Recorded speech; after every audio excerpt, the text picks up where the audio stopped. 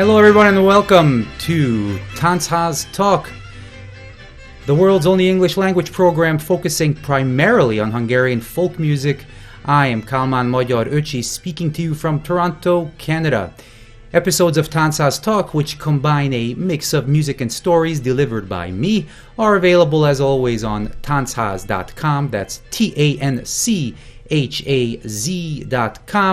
or on YouTube. Just search Tanchaz Talk and subscribe so you don't miss anything. Today we have an episode of Tanchaz Talk interviews. This is where I delve into long-form interviews with a wide array of guests. Episodes of Tanchaz Talk interviews are available on all popular podcast platforms, including Apple, Google, and Spotify, of course. Make sure you subscribe and leave a nice review if you like what you hear. Today's episode is actually a part of the newly launched Tanchaz Talk Masterclass series, where I go in-depth, full-on folk nerd, geeking out as we explore the minutiae of various aspects of Hungarian folk music with one of Hungary's leading experts on the subject. And that would be none other than Soma Salamon from Hungary. Soma is a lecturer at the Liszt Academy of Music in Budapest and one of Hungary's most in-demand folk musicians and teachers. I'm really privileged to have the ability to pick the brain of someone with Soma's knowledge base during this masterclass series, and it's rare to find someone so fluent in English as well as in the world of Hungarian folk music. Soma, welcome back to the program. Hi Öcsi, welcome here. Thank you for your honoring call. It's good to be here. And also, am I right that perhaps I'm the first person who's here with you for a second time? Yes, and you'll be here back and back. Wow. Because the first interview, of course, was more of the traditional Tanchaz Talk interviews where we learned about you and Tordas, the Hollywood of Hungarian folklore, and we talked about your upbringing. And you're one of my earlier guests. But now, you and I keep chatting, and this was really, I would say, driven by a very good idea you had, which was, hey, why don't we also just delve into the material as well a bit more?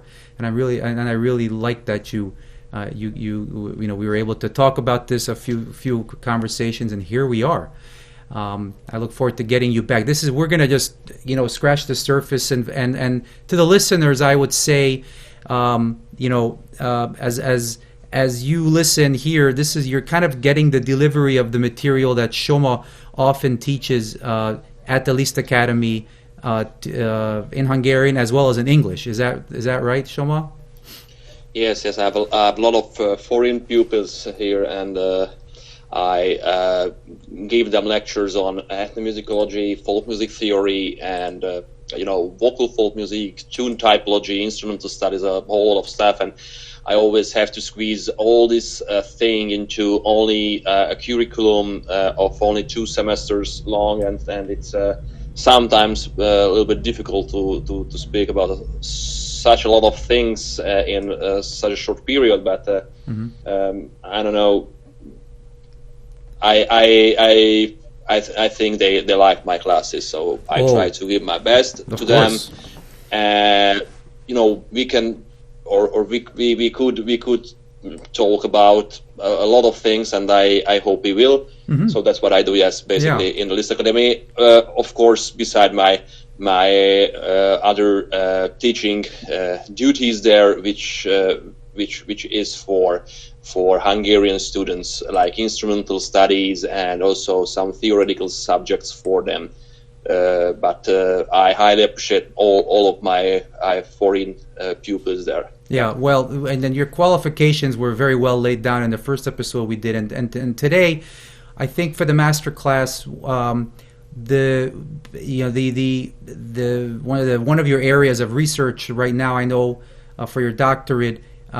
Is ethnomusicology, and that's a very broad kind of category.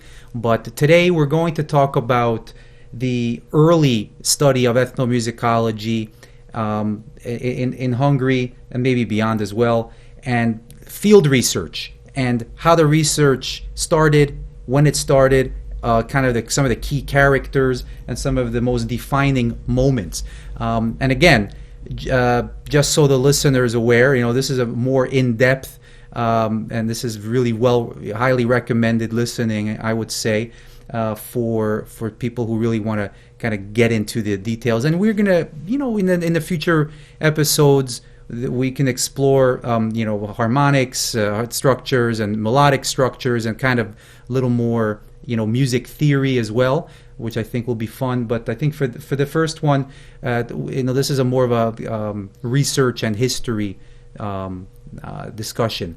And I maybe you can start us off, Soma, by talking about how this whole area of ethnomusicology and the study of Hungarian songs started, and the key, some of the key moments. Kind of bring us to the beginning of this. Yeah, if we'd like to be strict, ethnomusicology here in Hungary should be called perhaps folk music research instead of ethnomusicology, because I know in the Anglophone world and the Western world, especially in the United States, the ethnomusicology has a way more extended definition than in Hungary. So, in the West, ethnomusicology, conference and researches all the issues around social status of playing music. Mm-hmm. So without boundaries of historical adherence, for example. So even some phenomena which phenomena happen today, for example. But in Hungary, ethnomusicology is focused way more on the folk music itself.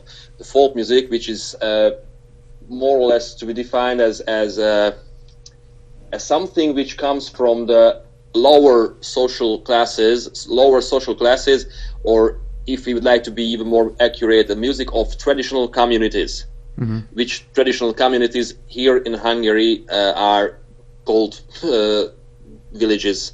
But what we do is an analysis and comparison, musical comparison based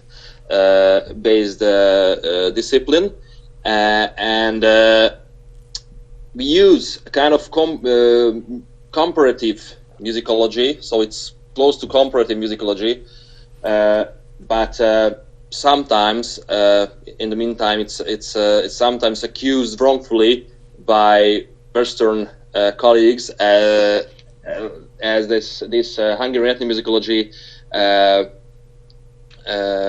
doesn't concern the cultural anthropological frame, doesn't concern the social science frame, the ethnographic frame, which is the most important thing for Western research.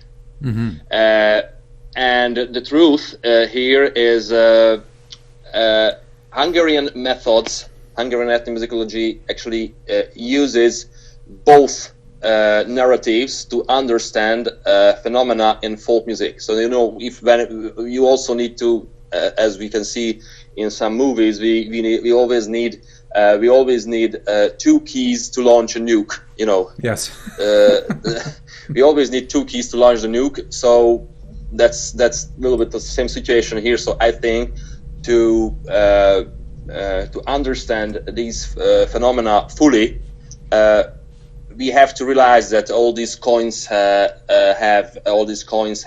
two sides. Actually, there is a side of comparative musicology to understand the place of the tunes, understand the cultural, interethnic connections of tunes in a given ethnicity's music stock, and also we have the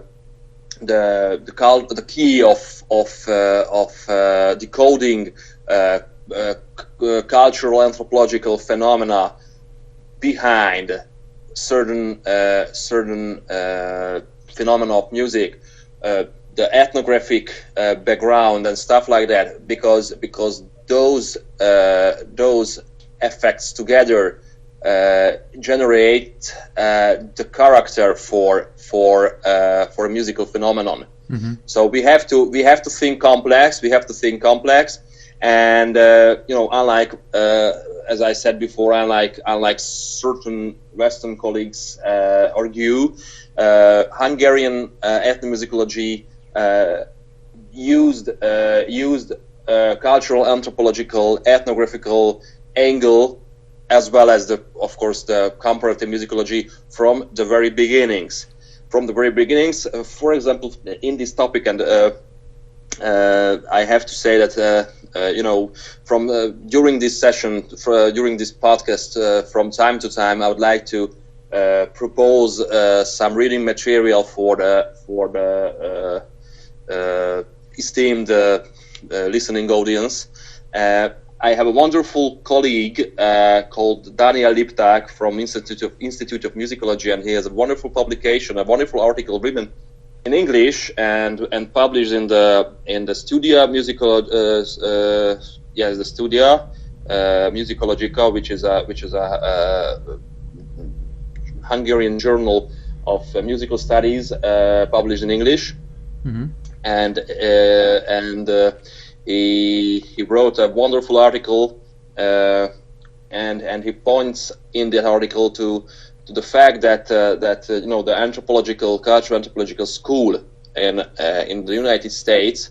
So the very foundation, not the foundations, but the basic principles were laid down by an ethnomusicologist called Alan Merriam in the United States in the 60s.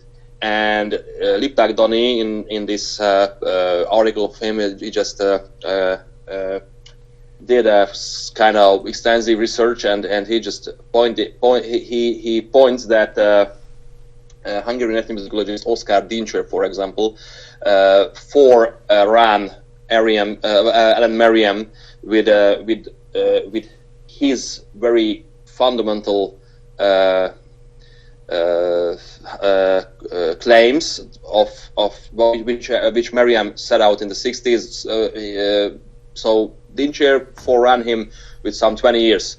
So in his monograph on instrumental music of Cheek, which was published at the beginning of the 1940s, Dincser already used those very anthropological methods Merriam introduced some 20 years later. So anthropological, cultural, anthropological, ethnographical aspect and the active, proactive use of these methods were never alien for Hungarian research. So we use both methods. Of course, the very fundamentals and the very peculiarity of our system is the comparative musicological background. Not necessarily peculiar for Hungarians, because various schools, especially in the first part of the first half of the 20th century, used comparative musicological ethnomusicology all over Europe, and there are also schools and movements there were schools and movements to use these methods even in the United States, and there are some scientists, I believe, who do the same or something which is almost same. Right. So so Soma, we are talking just as an example, concrete example. So let's say if you're listening or you're researching, let's say you'll hear a tune from Boncida, let's say, okay? Yeah. So okay, there's the musical aspect, the chords, the way the melody is structured, and then you can study that.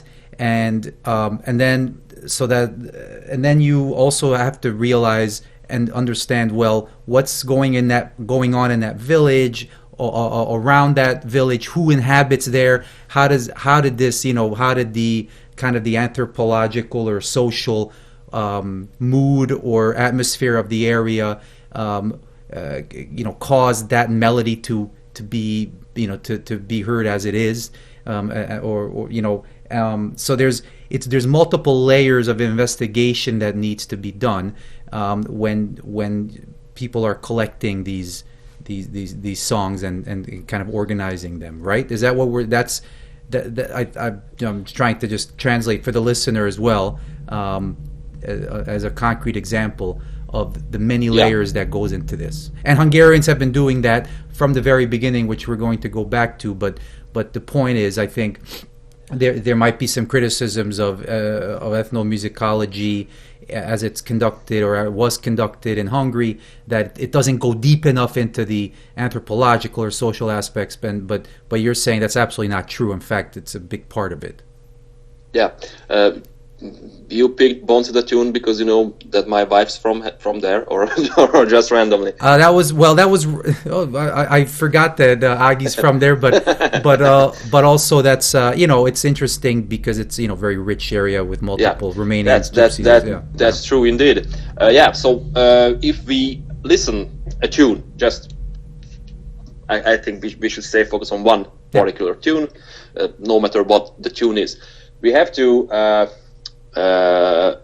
make difference between the tune as an abstract phenomenon. I think I will use this this expression quite often in the next 90 minutes. So we have to regard it. We have to give an abstract regard for the phenomenon as a tune, as an abstract thing, and then we can put that very tune under our magnifying glass, to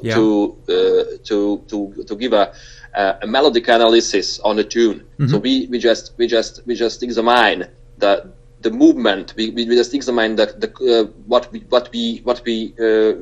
call Dolan form of, maybe that's the best to translate it as melodic contour. The contour.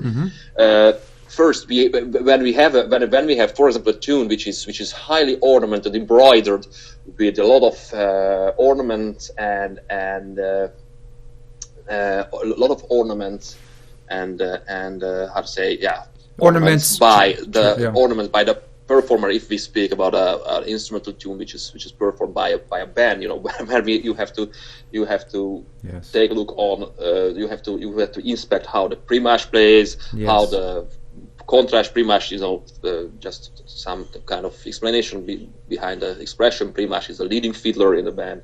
Contrast is the accompaniment member who plays the contra, which is a 3-string viola. So you have to pay attention on the specific parts of the music at first, but if you analyze the very tune, you have to, how to say,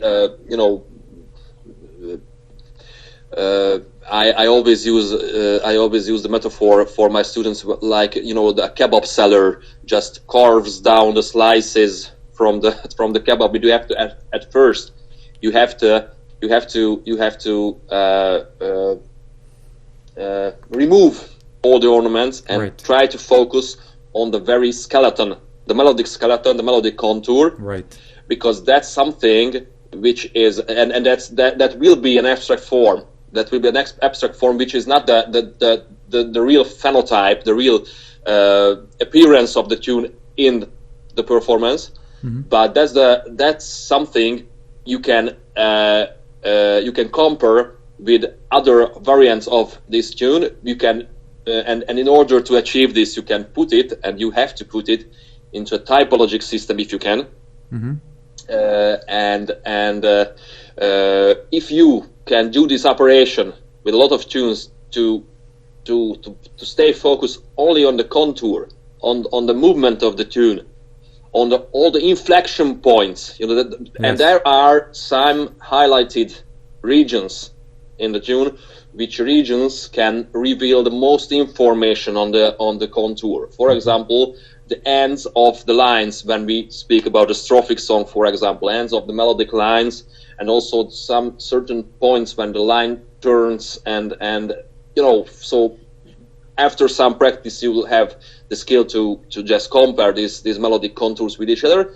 So you can do this with the typology, and then also you'll be able to make historical comparison. For example, a lot of historical antecedents or ancestral ancestral archetypic versions for dance melodies in Transylvania, for example, were revealed by Zoltán Kodály, István Pávai, and a lot of ethnomusicologists, that some Transylvanian tunes, for example, can be traced back to the written art music of the Renaissance. And I think that's amazing. Yes, that's amazing. And you just if you can focus on the melodic contour, you will see a complete network. Right. You will see a complete network, and that's something which is fabulous, I think. But that's only the abstract way.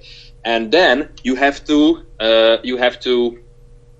work with that appearance of the tune, which makes it folk music, which is not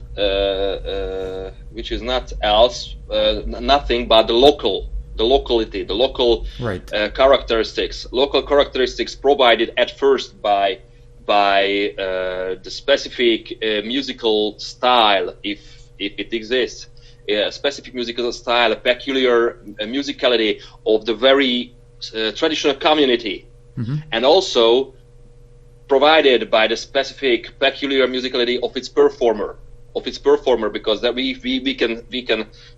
can speak about personal artistic style, we can speak about community artistic style, we can speak about a regional artistic style. So that's very, very interesting, because the folk music is it has characteristics on two very, very different planes. It has it has a dual profile, which in first hand, in one hand, it's very general. You can see the general rules.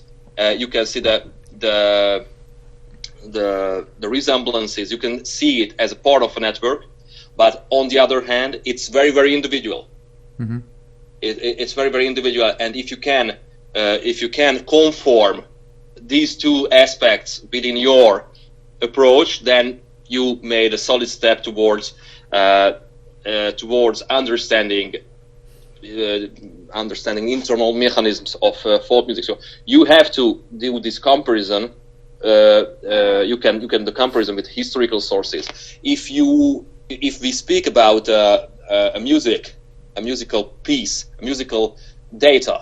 of data which is collected, it's sometimes it's so disembodying to speak about a wonderful tune as musical data, but for me it doesn't decreases its value if I use this terminology. So for example, once you just mentioned this Bondsida, that's a village where multiple ethnicities live together for centuries. Not only Hungarians, but also Romanians and Gypsies living together, Roma people. And then when you do this comparison, you also have to do, or you also may do the comparison with other ethnicities of that very region. So then you have your interethnic comparison. You can do that interethnic comparison, and you can discover some interethnic bonds between ethnicities living together. And it's the pattern of interethnic connections are also very, very complex and very, very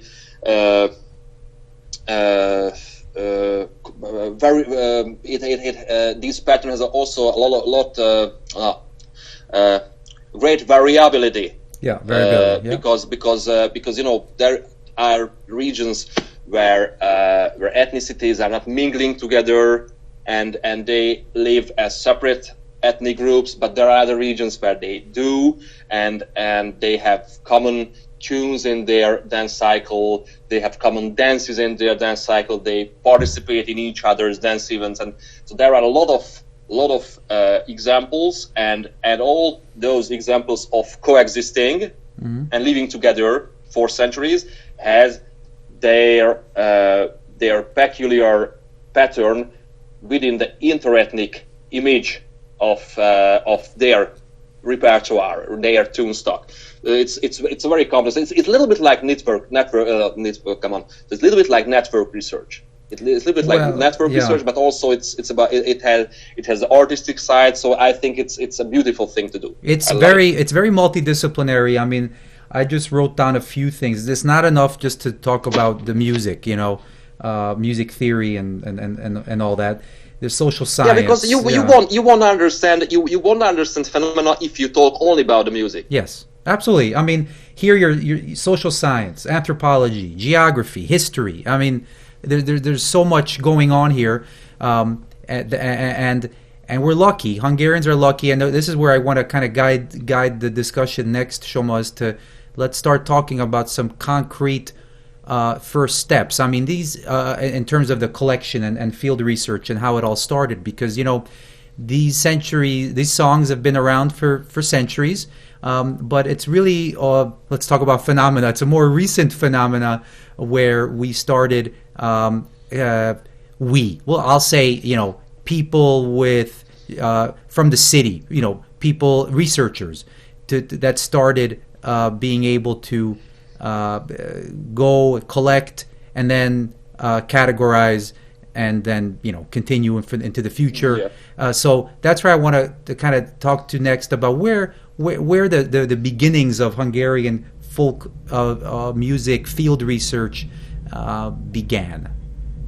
Yeah, for now it was only just a little mumbo jumbo to get everyone in the mood. Well, yeah. Well, I think it's important to know that ethnomusicology or as you say, folk music research is not just about the music. It's about everything going around on it. If there's a lot of layers to the onions that need to be peeled, it's complicated as heck. So if you're sitting at home listening to this or driving your car, I think it's topic of endless arguments with colleagues, and I think that's something which makes the process. So we need to do these arguments. We need to contemplate about ethnomusicology together with the Western colleagues. But we should move on to the history lesson. If you're sitting at home driving your car and thinking I could be a folk music researcher, be careful what you wish for, because there's a lot of interdisciplinary stuff going on here, and it's not as easy as just going to a Tanchaz and having a palinka and doing the legényes. So there's a lot more to it. So, but let's go back to the beginnings. That's also unavoidable. So I think to have a palinka and to dance a legényes, that gives a certain credibility to your words. That's true. All right, so let's go back to the beginning of Hungarian folk music research. Yes, I just made a kind of draft for this session, and I just named it the Founding Fathers of Hungarian Ethnomusicology. Or founding people for Hungarian ethnomusicology, to be more precise. But at first, for example, I would like to recommend just to a little bit, just to set ourselves adrift from founding fathers. I'd like to recommend a wonderful book written by an ethnomusicologist called Katalin Paksa. She unfortunately passed away some 3 weeks ago, I believe. Oh boy! She was a wonderful senior ethnomusicologist of our Folk Music Research Society in Hungary. She was a pupil of Lajos Vargyas, who was, by the way, pupil of Kodály himself. So, and she wrote wonderful summarizing works on tune typology. She contributed to the creation of Magyar Népzenetára, which is a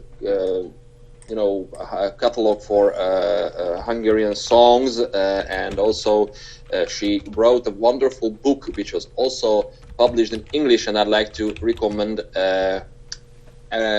to all the esteemed listeners, listening audience, this book, which is called History of Hungarian Folk Music. So it's called History of Hungarian Folk Music, Magyar Népzenetörténet, and it's available, by the way, in English, and it can be purchased, and it's a wonderful must read. I'm going to be putting all the books you recommend in the show notes, so people are able to access them through the YouTube or the podcast. Okay, so thank you for that. So. That's kind of supporting read for everyone who's interested in what I'm speaking here. So the early attempts to collect Hungarian folk music in the 19th century started at the first part of 19th century by some songbooks and song collections. These early song collections in Hungary, of course, it was way before the phonograph and sound recording was invented by Thomas Edison, and therefore these songbooks contain at first lyrics, and also they contain some score.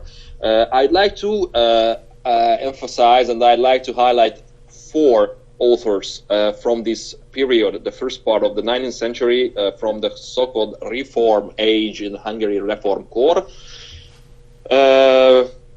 with a start, by the way, of the Hungarian Academy of Sciences. This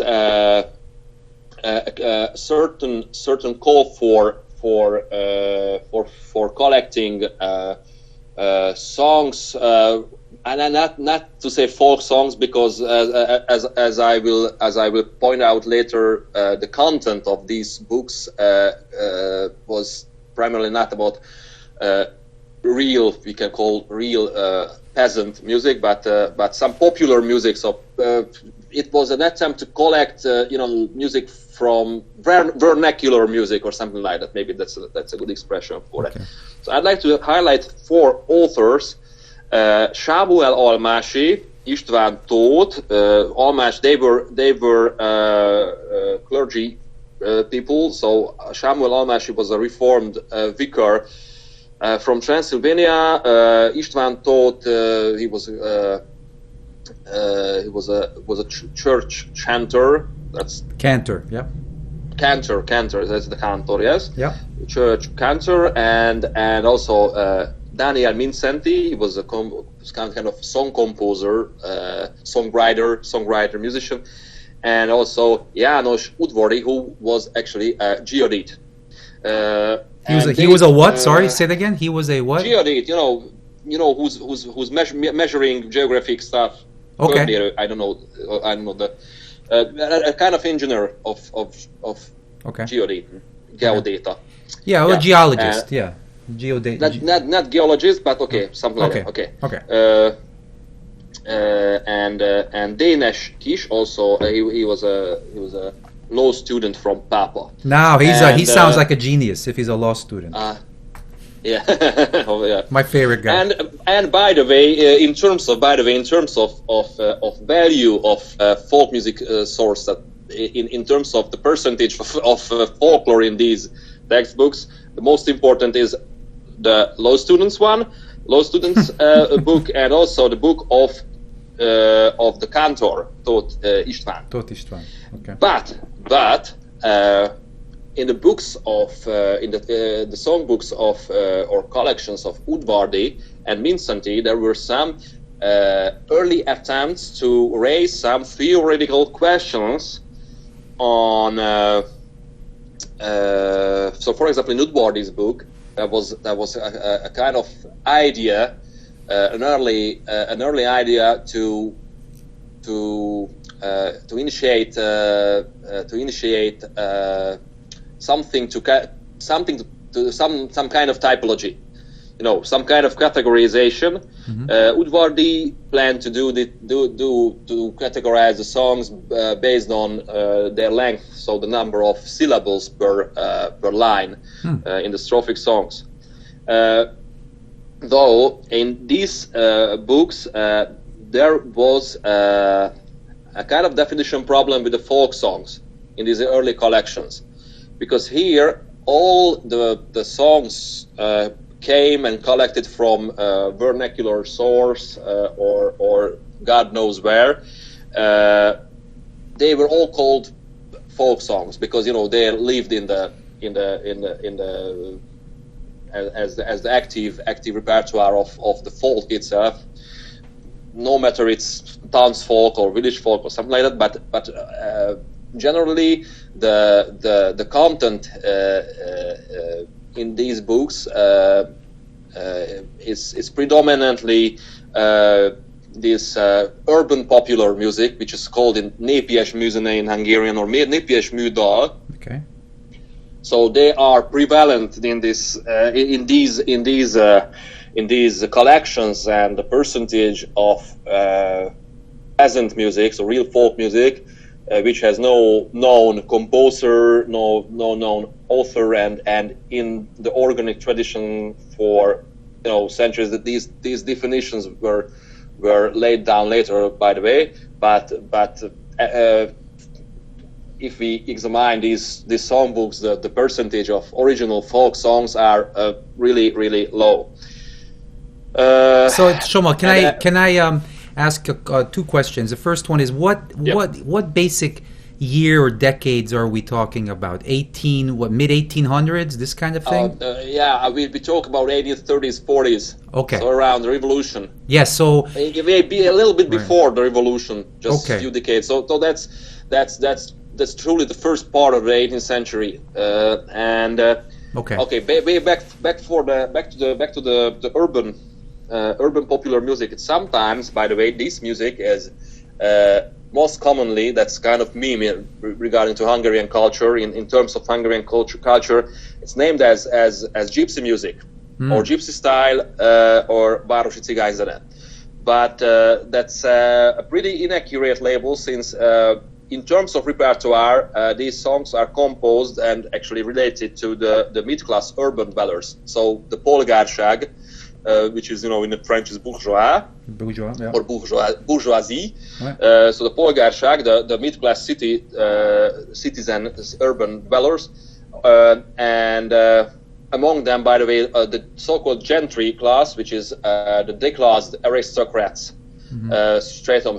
For example, at the midpoint of the 19th century and the subsequent decades, a lot of declassed aristocrats, gentries, had a very, very distinct, very peculiar gentry lifestyle. Which means, nothing matters. I always like to live a merrymaking life. Always, I love to drink. I love to sing songs in the pubs, and I love to spend all my remaining money on leisure and entertainment, and a lot of, by the way, a lot of novels, in Hungary, a lot of movies depicting this gentry lifestyle. A lot of gentries actually wrote songs, which songs are considered as népies műzene, but these are not the original folk pieces, and that's not the original folk culture of the Roma people in Hungary. Sure. The Roma people in Hungary, the Roma people in Hungary, they have their own folklore, which is different from this urban popular music. But, however, these Roma musicians, urban Roma musicians, were the usual accompanying performers for these urban popular songs, this urban popular music. So therefore, they were the social class later related with these songs. Correct. Which they were related with these songs later, and they added their witborn or innate performing skills, because gypsy musicians are wonderful, and even though there are brilliant bands, Roma musician bands in Budapest and in major cities, and they added their innate performing skills to this musical style, and they improved those skills and mastered those skills through the generations of their musician dynasties. So it's right. This is the gypsy music. For a certain extent, it's completely legitimate to link them with this music, but it's not gypsy music in terms of, it's not gypsy folklore. Okay, right. And it's not folklore at all. Yeah. And these songbooks contain more predominantly this stuff. Yeah. This was a great time, the mid 1800s, and then we're talking about the 1848 revolution, of course.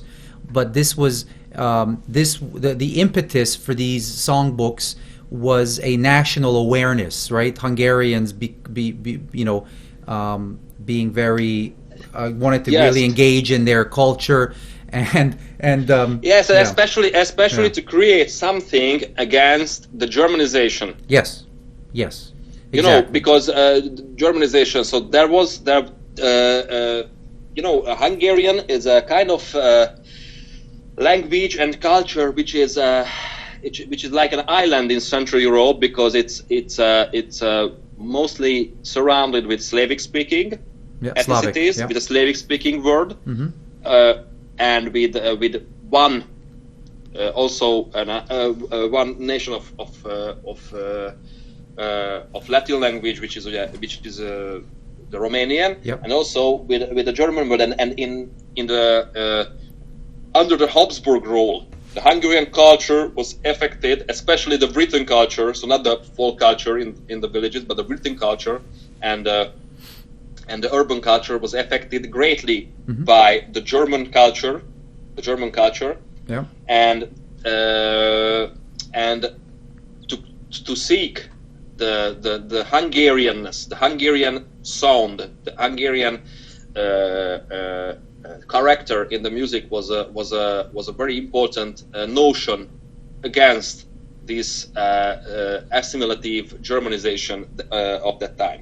Where did these researchers go? So from Tóth and Kish and Mincenti and these folks you mentioned, were they going to villages for this, or to collect this? Was it actual field research? Did they get out to Gimes, for instance, or that kind of thing? Did they go remote, or they just kind of stayed in the cities? I don't think so. To be honest, very little is known about their collecting methods. Okay. But for sure there were no such organized field trips and stuff like that, like later. Okay. So it's a completely different. It was a completely different process for collection. Mm-hmm. And the, sometimes yeah. sometimes they collected from other compilations. Mm-hmm. So sometimes these how to say, so these collections sometimes were not collections but selections from various other volumes, other songbooks. Okay. And when we say népies műdal, of course that's that's the category of the az a szép, so that kind of yes. Yeah. So that's a category of something which is still now it's primarily associated with Hungarianness in music, although it's not, and of course even with the folklore, especially at the beginning of the 19th century and the at the beginning of the 20th century and the end of the 19th century, folk music and this urban popular music had a lot of mutual impacts on each other. That's very important, and urban popular music shaped the actual profile of the folk music which was collected in the 20th century. Okay. It shaped greatly, even in the second half of the 20th century. It's very important. So their mutual impact on each other, it's very important, and it's also a very fertile ground for further research. Actually, I did of instrumental music. I did an episode of asking that question: what is gypsy music, and kind of explored this, and of course, I quoted from a book, I forget which one, that talked about Liszt, and Liszt here I think is a Liszt Ferenc, Hungarian composer, from one of the greatest pianists to ever live. He's the one who kind of said, well, this is the Hungarian music, and also folk music, or even said this népies műdal, this vernacular songs, as you saw it, the urban popular music. He said, that's gypsy music, So he, but we need to talk about Liszt, not just because the Academy of Music where you work is named after him, but he is probably the key figure here to use this music as an impetus for his own compositions, but also he delivered a bit of fake news on this topic, unfortunately, and it's taken till today, that news in terms of what is Hungarian folk music or what is Hungarian gypsy music, so to speak. So why don't you talk a bit about Liszt and how he fits into this whole picture here? Yeah, but I don't think it's fake news. I think it's a completely different interpretation. Another dimension. Mm-hmm. I should call it another dimension. So I don't consider his music fake. Just the original. It was different. It differed greatly from the original peasant music. Mm-hmm. Anyway, Liszt he had a very, very peculiar biography, life work, and very peculiar life as well, because he considered himself Hungarian, fully Hungarian, although he spent his entire life speaking German. So he did not learn Hungarian quite well, never. Huh. By the way, if you'd like, if anyone from the audience, another book recommendation. We have a mutual friend who's an American ethnomusicologist called Lynn Hooker. She wrote a wonderful volume on the links between urban popular music and folk music and Liszt and Bartók and stuff like that. Her book, which she wrote, I don't know, when, some 10 years ago perhaps, or something like that. Her book, I think, is for all the Anglophone. Nice. I just have to Google on that because I'm very interested. And I need to have Lynn on the show as well. Yeah. Hopefully soon. Yeah, she brought it in. I think in 2013. I think. Great. So it's a must read. It's a must read. It's a must read, and I think Lynn can be considered as a very thorough examiner of Hungarian folk music and Hungarian related Hungarian literature, for example, because she speaks Hungarian, she can read Hungarian. That's that's a pity that sometimes all the things happening here in Hungary are not communicated properly towards the Western world, because we have a lot of very important source materials which are not translated yet to English. So we have a lot of untranslated source material, and if you'd like to master yourself in Hungarian ethnomusicology, and if you'd like to educate yourself thoroughly, if you'd like to learn and everything, and if you'd like to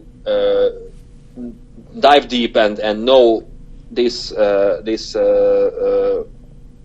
thing, you have to read, and you have to understand. You have to read in Hungarian. You have to understand Hungarian. Yeah. So it's for now it's a little bit unsolved problem, I think, and I hope in the next few decades we will be able to translate as many important Hungarian sources on ethnomusicology and folk music history and folk music research as we can. Okay. What Liszt. did we talk about last time? Yeah, about Liszt. Yeah. So Liszt. Yeah. Liszt. Also in this, Liszt, one of the greatest romantic composers in this. Because Romanticism also had a certain nexus for national sound. So there was the romantic image of the national character, and Liszt seeked this national character. And this kind of national character Liszt represents us in his compositions, in his pieces. It's still regarded as one of the national styles, and the music of Liszt also had a lot of mutual impacts with the urban popular music. So and I need to emphasize that this is mutual because certain fragments of Liszt pieces then enter to the urban popular music, and urban popular music, of course, had a great impact on Liszt's musical style. And by the end of the 19th century, in the common public thinking in Hungary, Hungarianness was mainly defined by these musical memes, because we can call them memes, created by urban popular music and also popularized by Liszt. So that was a kind of Hungarianness, a kind of national music. Still, it is national music, and that's why, by the way, for the urban Roma musicians, Liszt is the main idol, and not Bartók. I think that's also. So I never disputed the legitimacy of this kind of culture, because I think the urban Roma music, it's a wonderful thing, and it's also part of the tradition of Hungarian culture. So that's also a very important part of our tradition. But it's not the rural one; it's the urban music of Hungary. This phenomenon, by the way, exists in other countries, in other nations of Central Europe and Eastern Europe, and also in the Balkans, that there is a rural popular music, which is or rural traditional music, which can be considered as folk music, and there is an urban stuff. For example, if we speak about Serbia, for example, they have the folk music and they have the Starogradska music, which is actually from it's a little bit similar to our urban popular music. But it was the narrative of nationality. It was narrative of national music, and narrative of Hungarianness in the music of Liszt, and that was extremely important in that age, that century, because that was especially in our vicinity, in our region, this was the time of awakening for the nations, the awakening of the nations. They just started to discover their consciousness as a nation, and the ideas for forming nation states to create nation states was started to be a popular movement in the 19th century, and all these cultural attempts to create and compose national music or national character is strongly related to these political ideas, and then these ideas were manifested after the First World War. But in this war, unfortunately, Hungary, by the way, Hungary, which also wanted to be a nation state in the revolution of '48, then Hungary ended up in the wrong side, and while in our neighbors a lot of nation states were formed, these nation states took some parts from Hungary, which is a very, very important trauma and a tragedy for all Hungarians, and today, especially since in these ceded regions there were a lot of Hungarians, and also there were a lot of Hungarian culture, a lot of Hungarian folk music. Mm-hmm. So, for example, when that's also a very important thing and very weird thing I always have to explain for my foreign students when we would like to speak about dialectology of Hungarian folk music. I always start all the explanation in Transylvania, and they say, why do you do that? That's not in Hungary anymore. That's in Romania. I know, but in Transylvania there are a lot of Hungarians still living, and it's a historical province of Hungary, sometimes can be considered a spiritual heartland for Hungarians, and the musical culture of Transylvania is perhaps the most diverse in the entire Carpathian Basin. By the way, partially thanks to the multi-ethnic society existing there, for I don't know, almost a millennium, where Hungarians and Romanians and Germans live together, and sometimes the German ethnicity, for example, in Transylvania is always put in brackets because there are no more Germans, no more Saxons living in Transylvania, but because they were moved out. They moved out from Transylvania. They were not deported, but just replaced to to the western to West Germany in the 70s. But the German Saxons, inhabitants of Transylvania, shaped the cultural profile for Transylvania for centuries. And also, we all, for example, we have a common friend who's got Transylvanian Saxon ancestors, Jessica, for example, from Montreal. So anyway, I think I a little bit spoke too much on this topic. No, it's okay. I just want to tell you that your microphone is fine. It's just that there's for a while it sounds like you were sitting on it or holding it or something. So yeah, sometimes perhaps I covered it with my little finger. I won't do that anymore. Yeah. Okay. So I had this wonderful monologue, and the audience will hear nothing from it. Or? No. I heard it fine. It sounded muffled sometimes. It's great. It's done. Okay. Yeah, I heard everything. I'm gonna try to avoid muffler. Yes. Good. So we have in the late 19th century. So I'm reading here 1870, 1880. Thomas Edison did invent the phonograph, which was the ability to, brought with it the ability to record music, and around this time, I know more field collections started to happen. And of course, this is the time of Liszt as well, right? Not really, because Liszt is those were the very very very very last years of Liszt, because Liszt died in 86. 1886. Yeah.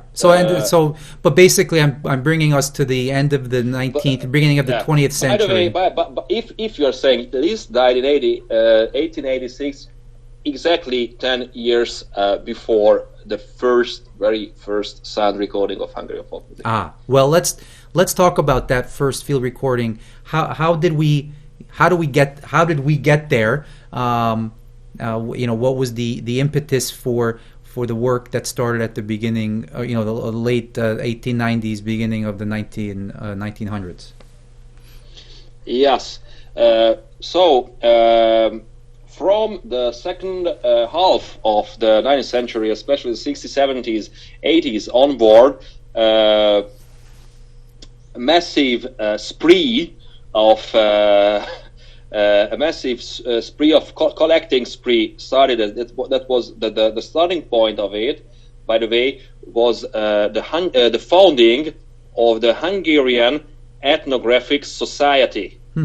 Okay. Magyar Néprajzi Társaság, and it was founded in 1878. Yeah. And then ethnographers started to initiate this collecting spree. First, they collected examples of objective folklore. So folk crafts, for example, I don't know, furniture, stuff like that, pottery. Folklore objects. Yeah. But then when the phonograph was invented, there was an individual called Béla Vikár. Is maybe the first important name as ethnomusicologist, that maybe he is the first. So Vikar, Béla Vikár, Vikar, like the vicar, the right. church person. Yeah. And that's very important to speak about him because. Now I lost you for a second. Hold on. Let's. Sorry, the internet's acting up. So you're talking about. I can hear you now. Talk about Béla Vikár again. Oh yeah, okay. So Béla Vikár was an individual we must mention, and we must speak about him a lot because internationally Bartók and Kodály is considered as the two forefathers and the first ones, the pioneers and the founding ones. Actually, before them there was Vikár, and though Vikár was not a trained musician, unlike Bartók and Kodály, they were brilliant composers, brilliant pianists, brilliant musicians. Yeah. Really true genius. But back to Vikár, he was not a trained musician. But he had an original profession, which is, by the way, pretty useful for field documentation. He was a stenographer for the parliament. Oh, I thought you were going to say he's a law student. No, that's not. Oh, come on. That's the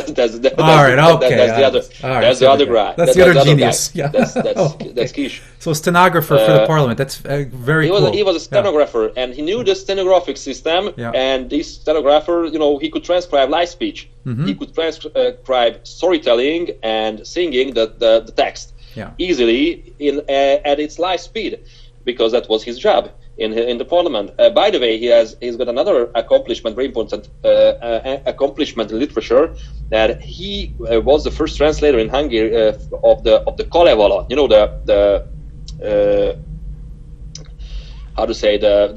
The Finnish epic work, Kalevala, epic poetry. By the way, it's a Finnish literature. Yeah. It's a compilation of epic poetry. It's compiled by a Finnish ethnographer called Elias Lerroth, and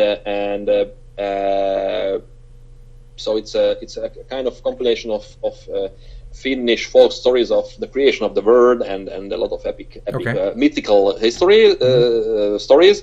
And Vikár was the very first who translated this Kalevala, but back on his work as folk music researcher or folk music collector. So he was the first who started the idea to use the Edison's phonograph in order to record folk song, record folk music, and record not the products, but the pieces of oral tradition. Yeah, that's maybe the best expression. And so he had some kind of lore of ethnography, not too much. So the most important thing that is this stenography, and by the way, a lot of Vikár's manuscripts are still in this stenographic system. So we need a stenographer, and a stenographer is needed to decode them, because apart from the lot of wax cylinders he just recorded. By the way, he was a very prolific. He was a very, very, very prolific collector. He created a lot of manuscripts using this stenography system, which manuscripts depicted a lot of folk tales, and so not only music, but other types of oral folklore. And then he recorded his very first folk song in 1896. So that's the date in December 1896. That's the date for the first recorded Hungarian folk song ever, by the way. And Vikár was the second after Edison who used phonograph for that purpose, and the first one in the European continent, actually. And now I would like to ask you to show the photo number one. I just sent you the photo number one, which is the so-called archival sheet, which we call Támlap. Yeah, that's the archival transcribed version of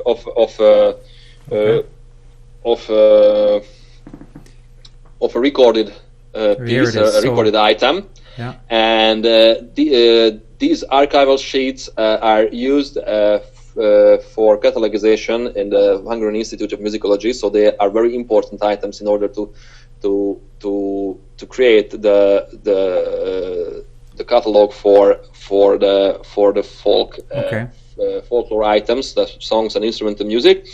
So if you're watching on YouTube, then I am showing the page here, and you can see handwriting. You can see the notations. and lyrics as well. Yes. This is not. Is this Vikár's actual writing? No, right? This is someone else. I think it was not transcribed by Vikár. A lot of Vikár's recordings were transcribed by Bartók and Kodály, for example. So beside beside of processing their own collections, Bartók and Kodály spent a lot of time with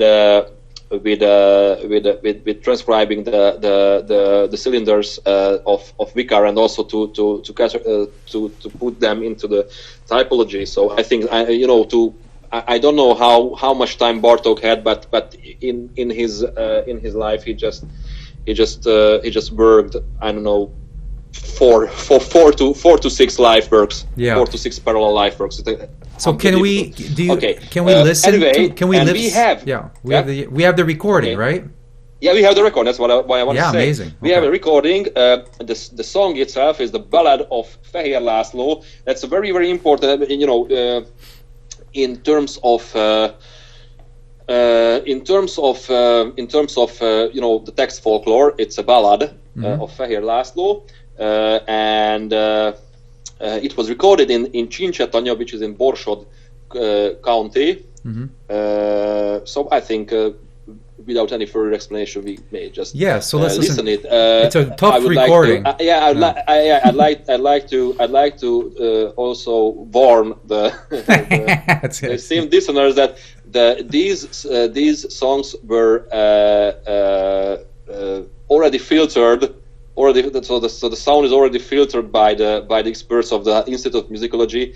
These songs were recorded and copied from the original Edison wax cylinders. The quality of these recordings are not the usual standard we usually listen. They are very, very creaky, and you have to pay attention to understand the melodic contour there, because these are technically almost 130 years old. That's right. Songs. Okay. So this is this is the first folk music field recording we have from 1896 and recorded by Béla Vikár. All right, this is amazing history being made here on Tanchaz Talk. All right, here we go.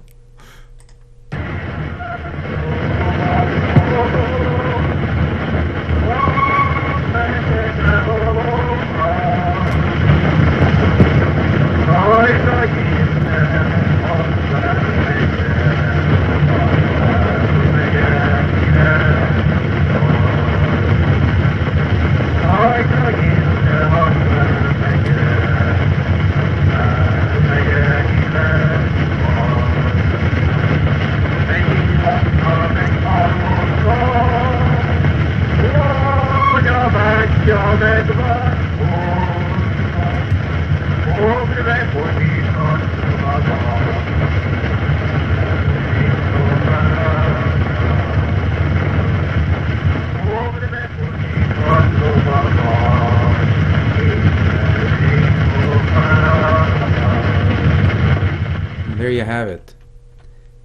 I hope, it's a rough recording, but if you're right, if you really pay attention, you could hear the melody that's being played, or sung. And believe me, by the way, after you listen a ton of these recordings, after some point you start to enjoy it, because if you can ignore the bad quality, you will just find beautiful music behind those creaks. So I think really good music can be found on those cylinders, but I agree that sometimes it's on the edge of the pleasant and the horrible. Yes, the quality actually. So Vikár. So from 1896 onward, Vikár started to record record folk music, and he recorded actually a lot of folk music. So that's what I mentioned before. He was a very prolific ethnomusicologist, a prolific collector, researcher. Yeah. Sorry. Yeah, collector or researcher. Yeah. Yeah, prolific collector. Yeah, and he started to travel all around the Hungarian kingdom.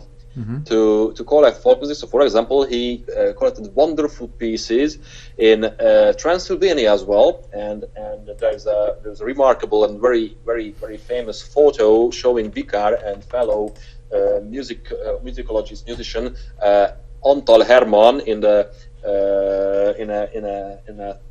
village of Székely land called Medesér. Mm-hmm. So you have this photo number 2. I do. You know, that's a very, yeah.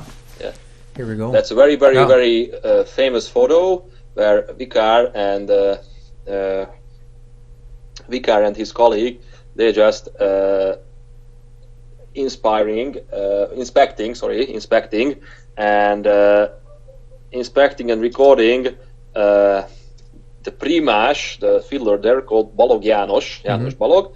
Is the fiddler, and we can see also small bass there and cymbalom, and they are just all gathering around the phonograph, the cornet of the phonograph, that is also phonograph. And actually, we also have recordings of that very situation the photo depicts. So the performance by János Balog. That's also, I think, that's also mesmerizing to have the recordings from the very same situation we have the photo from. I don't know. That's very unique. It's a kind of astonishing, or how to say. So after so many years. Yeah. And we will listen the so-called Árvádfalvi Kesergő. It's a little bit tricky label for that in Székely Föld.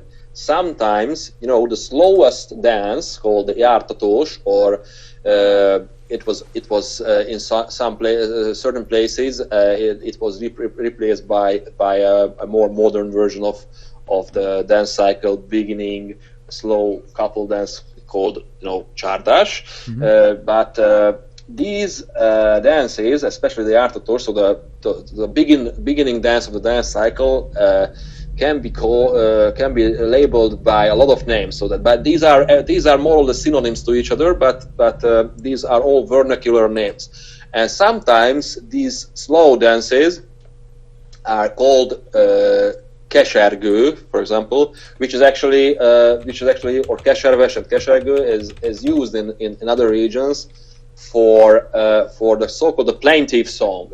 So plaintive song, which is not a dance tune, but a kind of parlando rubato song, and even in the same village, in the same region, keserves. So for example, in Kibéd, which is also in Udvarhelyszék, not far from Medesér, keserves, as plaintive song, it's used for these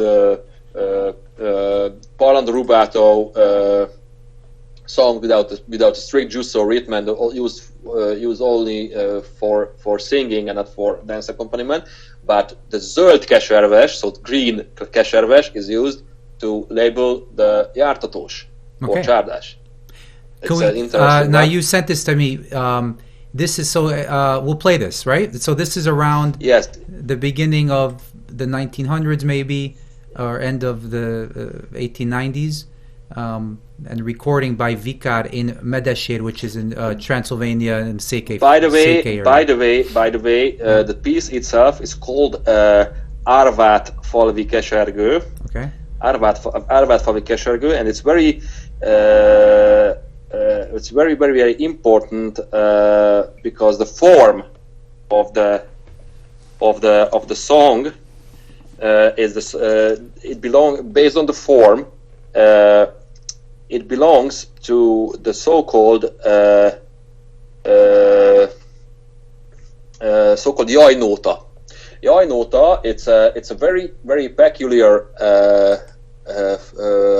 structure, strophic structure, which can be found prevalently in Székelyföld, and it's characterized by the certain line extensions, length in the so the second and the fourth lines are longer than the first and the third, and the extended syllables are usually sang with syllables like yo yo yo yo yo yo yo or something like that. Gotcha. Okay, that's why they call yo yo nota. Okay. That's the yo nota. Yes, the yo nota. Right. And by the way, this recording was made in 1900. 1900. Great. Okay, let's listen to this. Exactly. So the turning point of the 2 centuries.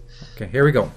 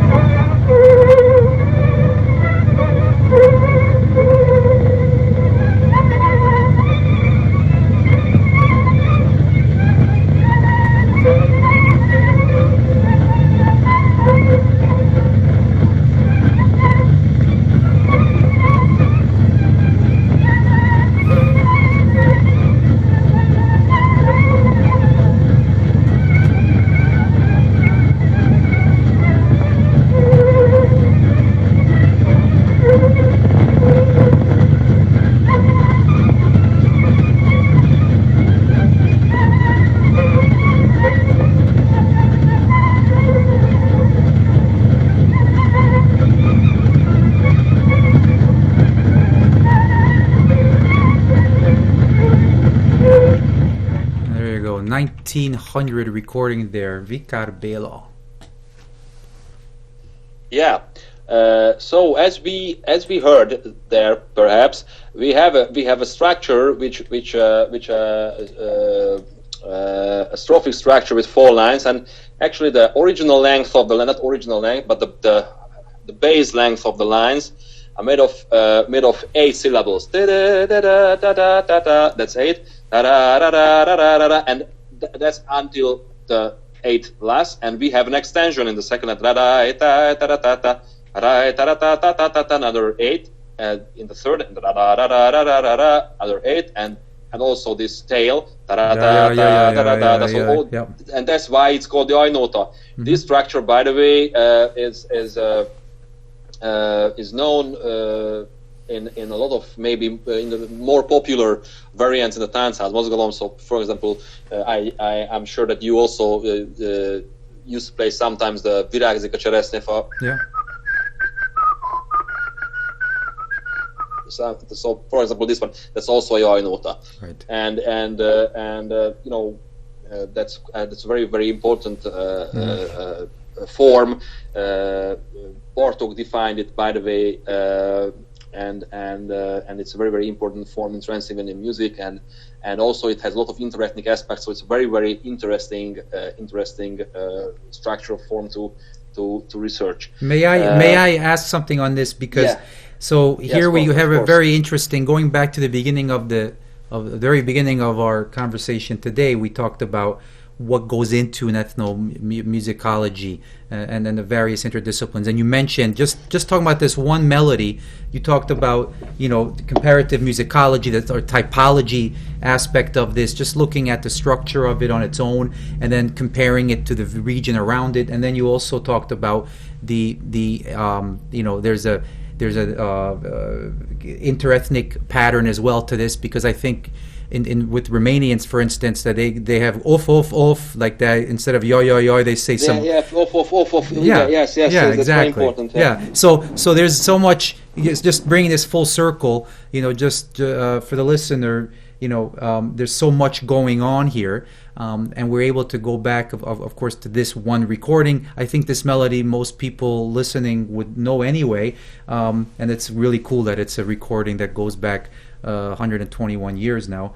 But anyway, I just wanted to mention that the various aspects of this, and you can do this for each and every melody, because I don't think jaj noták, for instance, I don't think they exist, for instance, in Dunántúl, right? Would they? in the Ianota? No. Yes, so it's a Transylvanian thing, more or less. Yeah, not necessarily. Their existence start to fade out at the line of at the imaginary line of Szatmár. So in Western Alföld, Eastern Alföld, it's still, we have still examples for it, and it's interesting because at the early stage of research, Bartók originally knew this song structure, this Ianota form, has a Romanian origin. Though later research created a more accurate image on that because this was later how to say, so it's Bartók thought that that's originally Romanian, but it was confuted later because if we regard the distribution of collected items of the Ianota form, that we will see that in Transylvania it's spread and it's used almost in all Hungarian regions, while in Romania, regarding the Hungarian communities, while at Romanians it's not used everywhere. So, for example, it's not really used in Bihar, not really used in Máramaros, in the homogeneous Romanian inhabited regions. It's not used, and it's used more densely in Romania regions which are near Hungarian inhabited regions. So Romanians use this Ianota form only along Hungarian and Romanian ethnic borders within Transylvania. Okay, got it.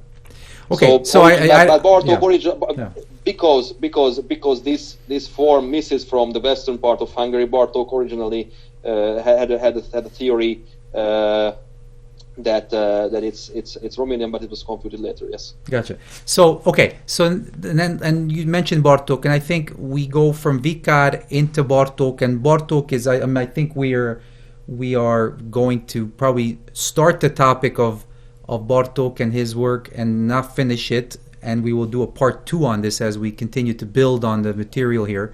But let's talk about kind of Vikár going into Bartók, that put us into the early 1900s and how Bartók got involved in this. Yeah, exactly how much time? Well, we could go about 10-15 minutes. We'll see. But I'm also pretty sure that we won't be able to finish Bartók. 100%. That'll be a cliffhanger. That'll be next time. That will be a cliffhanger. we can dedicate 3, 4, 5, and practically endless podcasts only for the over of Bartók. Anyway, Bartók, is considered as the number one, the ancestral founding father of Hungarian ethnomusicology, though he had some antecedents even in Hungary, as I tried to present in the previous part of this session. And originally he knew very little on Hungarian folk music, and I think it's very important to speak about the antecedents of his composing style, because when he first contacted folk music, then before he was a young composer, young pupil of composition. He graduated at Music Academy, and that time, though, there was a movement in all of Europe that there was a new generation of composers started and seeked to break up romanticism in music. So they were called not post-romantic musicians, but post-romantic, and also the composers of impressionist schools like Debussy, for example. Mm-hmm. And Bartók constantly sought to set adrift from the romantic nation image, the romantic Hungarianness of Liszt. Mm-hmm. So he always tried to find a kind of national sound, kind of sound of Hungarian music, and or something like that. And his early works, for example, by the way, were influenced greatly by the works of Debussy. Yeah. By the way, okay, another recommendation of reading material here. There is a wonderful. Okay, I just start to be exhausted. But anyway, there's a wonderful American researcher of Bartók's life work called David E. Schneider. David E. Schneider. Uh-huh. He works right now at Amherst College in Massachusetts. Mm-hmm. And in 2006, he published an outstanding work on the antecedents and the links of Bartók's style with other Western composers. Mm-hmm. And also with Hungarian music as well. And I would like to recommend this book for everyone. The name of the book is the title of the book is Bartók, Hungary and the Renewal of Tradition. Okay. And it includes case studies, by the way, written by this outstanding musicologist Schneider. So if we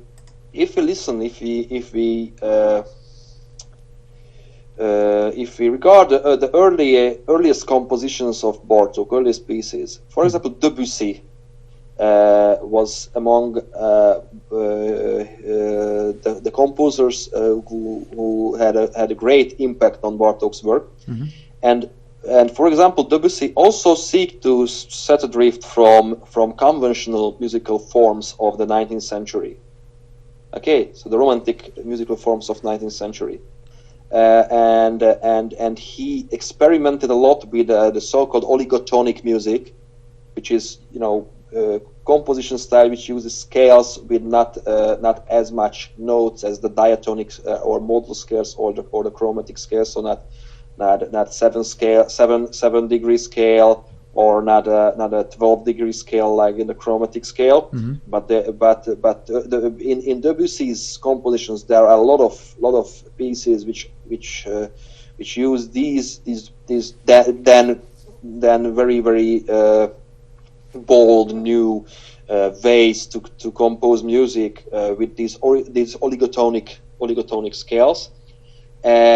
And the inspirational sources for Debussy for these music were also came also from various traditional music cultures. For example, the music of Southeast Asia, mm-hmm. which Debussy met in the expo, the Millennial Expo in Paris. Okay. The Millennial Expo in Paris, Debussy met some gamelan musicians mm-hmm. from Bali, from Southeast Asia, and then he encountered with the scales the gamelan musicians use, which scales are completely different from the diatonic way of thinking we all possess in Europe, which is originated in classical musicology and classical harmonics and European musical tradition, mm-hmm. Western musical tradition to be more precise, and the scales of the gamelan, especially the two most important scales, the so-called Pelog and Slendro scales used by gamelan ensembles. The gamelan, it's just to just a short and brief detour. It's a kind of instrument ensemble using mainly idiophones and percussions it's a kind of oriental traditional music, not entirely folk music. It's not folk music actually. It's a kind of oriental classical music in the islands of Southeast Asia, especially Indonesia, Bali and Java. And so Debussy encountered with this completely different world of music, and he used it as an inspiration for his works. And Bartók had an explicit sympathy with these pioneering work of impressionist composers, but he also possessed a lot of of the patterns. He knew all the patterns of the urban popular style, because in his time, and he was a very, very, very sensitive a musician. So I think his musical skills and his musical perception was like something like a sponge. So he just knew, and he just possessed a lot information and possessed knowledge of a lot of musical patterns. He can recognize it. Those patterns he could recognize the musical patterns of the urban popular music, and also the popular popular chansons of his time. Also the musical patterns of church music as well, because in that time, I mean, the younghood of Bartók. When you enter to a restaurant to have a dinner or a lunch, when you enter to a pub, that was the popular chanson, the urban popular music. That was the background noise of the stage. Right. So there was a Roma band in every restaurant. Yeah. There was a Roma band in every restaurant, and people were singing these chansons in the street, and Bartók, how to say, must have known all those musical patterns. So it was so strong meme of that age, the vernacular music, technically the background noise of those times, and these musical memes represented mostly melodic and harmonic ideas related strongly to the system of Western classical music. For example, functional chords and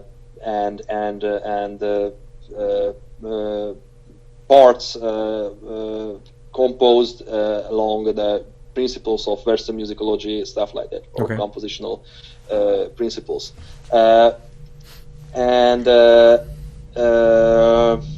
Did he think this was Hungarian? Did he knew, because you're saying he was sensitive, he was very intelligent, obviously. He had a great sense and great sense for intuition and instinct. Instinct and intuition, right? Yeah, but as musicians, what did you want to ask? Well, he didn't think this was Hungarian folk music, right? I mean, he did come across at some point the original.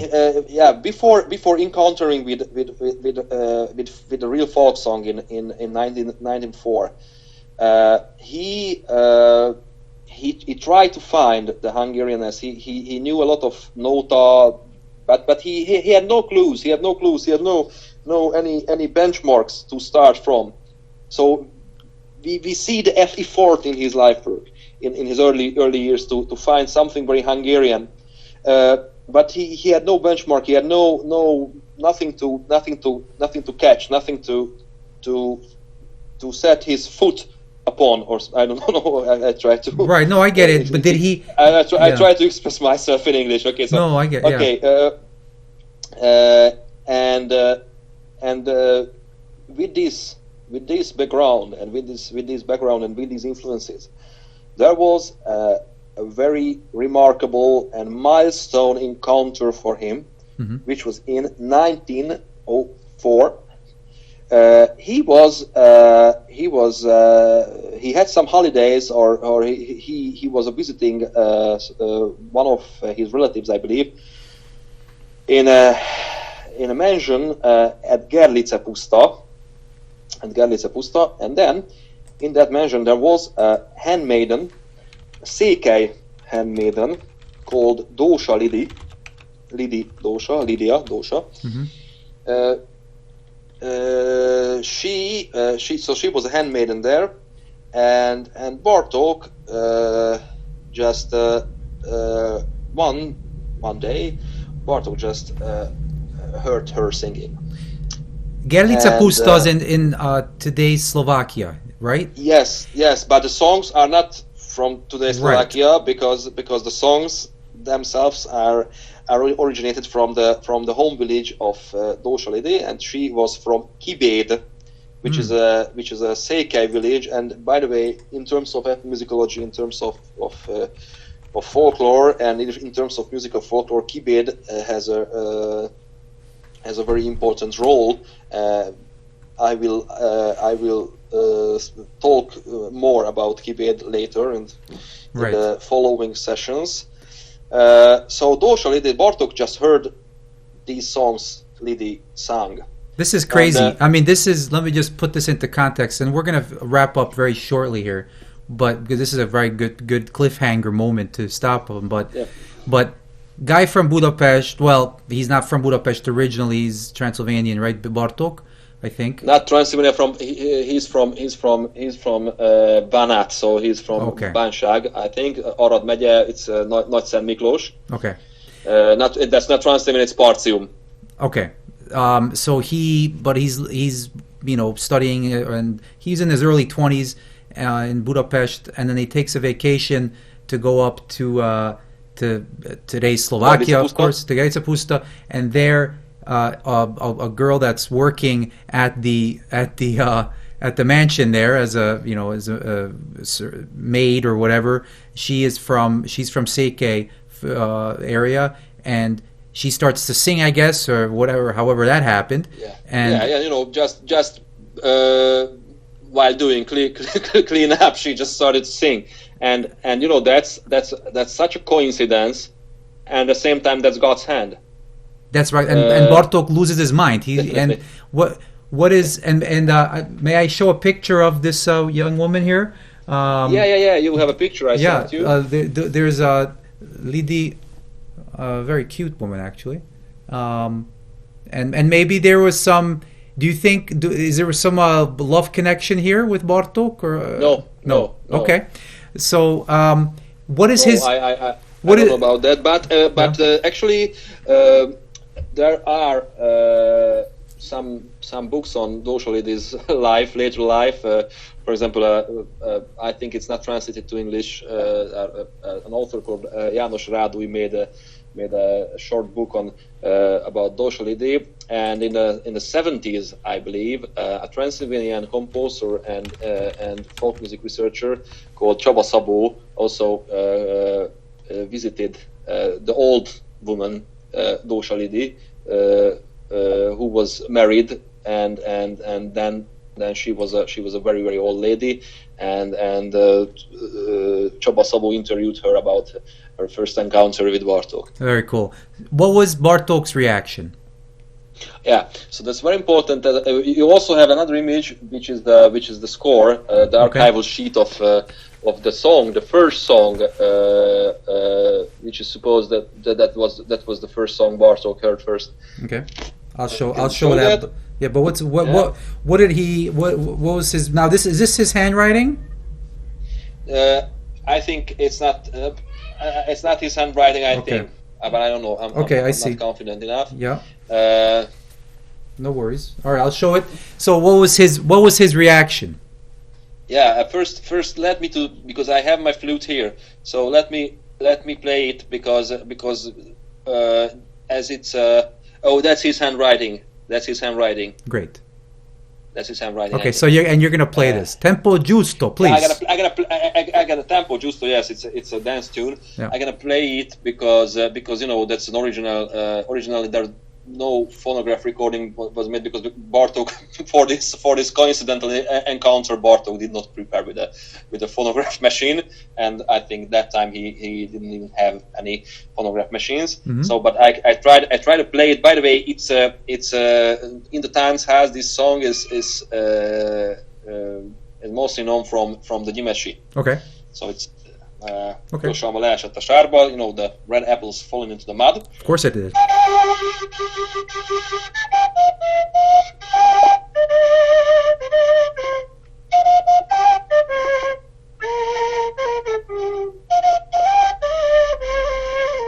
Something like that. Yes. Or the Gyimesi version is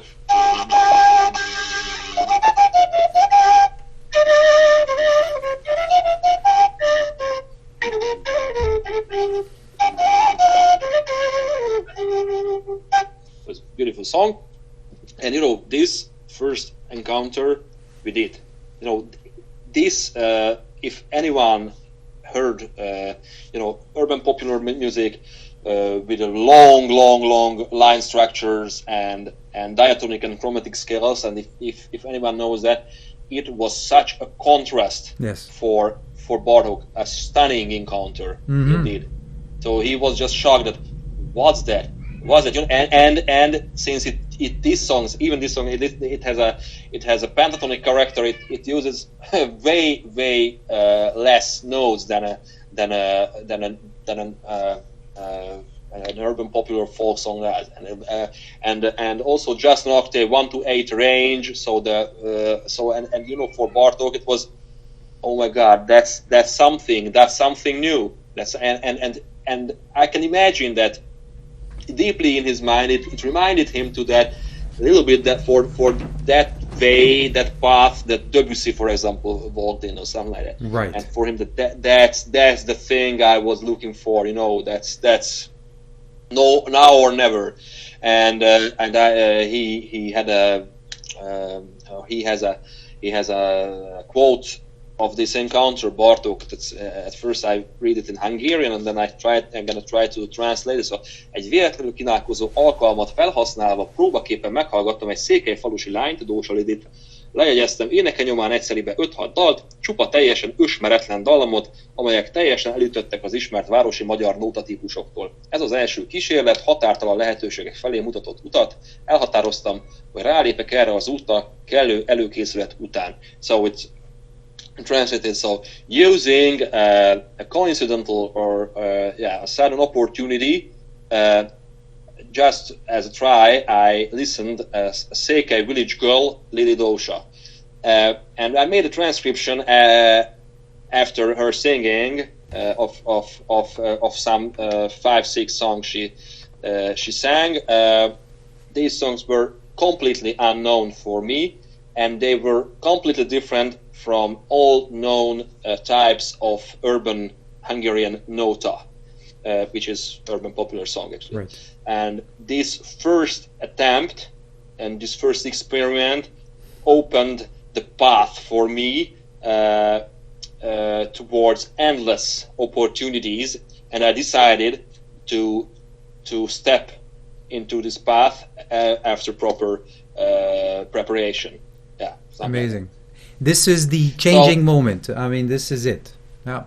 This is what I didn't. I mean, this is the you know, the change, the big changing moment, not just for Bartók, yes, but for, you know, the Eureka moment. The Eureka. Oh my God, what's that? The Eureka moment. Yeah, and then everything that would come after, and this is probably a good time to stop, but just to preview, you know. Just one final thought, because you know, from the Western colleagues. We are sometimes asked the question.